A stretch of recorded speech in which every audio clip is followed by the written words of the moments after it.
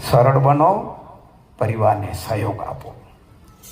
ગઈકાલે મારા કને એક બિચારો જુવાન દીકરો આવ્યો કે મારી મમ્મી ને મારી દાદી વઢ્યા જ કરે રાખે.